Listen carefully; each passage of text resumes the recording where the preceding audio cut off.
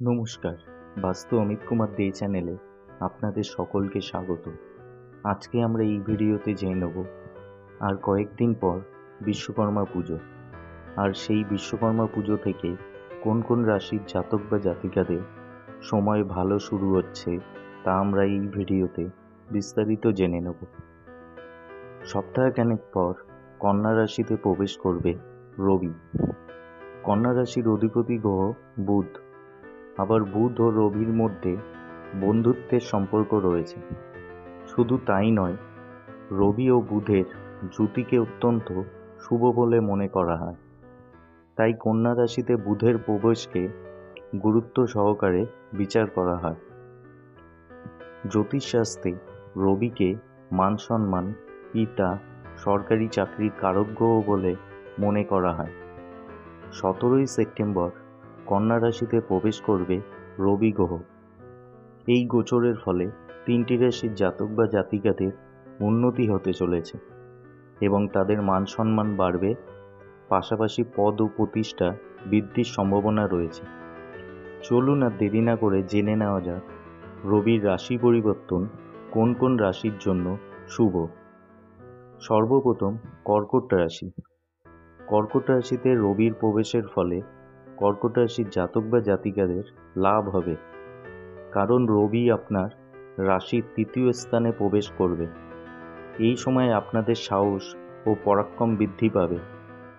বিদেশি ব্যবসায়ীর সঙ্গে জড়িত জাতক বা জাতিকাদের লাভের সম্ভাবনা রয়েছে। রবি কর্কট রাশির ধনস্থানের অধিপতি, তাই এই সময়ে আপনাদের হঠাৎ ধনলাভ হতে পারে। আপনাদের আত্মবিশ্বাস এই সময়ে বাড়বে। আপনার মধ্যে প্রাণশক্তি সঞ্চারিত হবে এবং কর্কট রাশির ব্যবসায়ীদের লাভের সম্ভাবনা রয়েছে। ধনু রাশি। ধনু রাশির জাতক বা জাতিকাদের জন্য রবির গোচর অনুকূল প্রমাণিত হবে। আপনার কোষ্ঠীর 10ম স্থানে রবি বিচরণ করবে। এই সময়ে আপনি ভাগ্যের সঙ্গ পাবেন। পরিবারে মাঙ্গলিক ও ধর্মীয় অনুষ্ঠান হতে পারে। দেশ বিদেশের যাত্রা আপনি এই সময়কালে করতে পারেন। রবি এই রাশির 9ম স্থানের অধিপতি, তাই এই সময়ে আপনাদের ইচ্ছা পূরণ হতে পারে।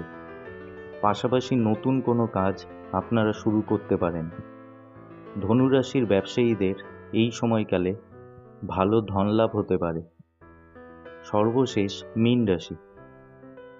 রবির কন্যা রাশিতে প্রবেশ মীন রাশির জাতক বা জাতিকাদের জন্য শুভ ফলদায়ী প্রমাণিত হবে। মীন রাশির কোষ্ঠীর 6ম স্থানে রবি বিচরণ করবে। মীন রাশির জাতক বা জাতিকাদের জীবন আনন্দে ভরে যাবে।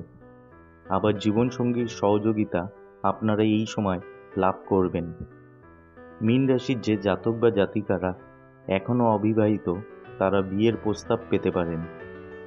রবি আপনার রাশির 6ষ্ঠ স্থানের অধিপতি, তাই আইন আদালতে মামলায় আপনারা সাফল্য পেতে পারেন।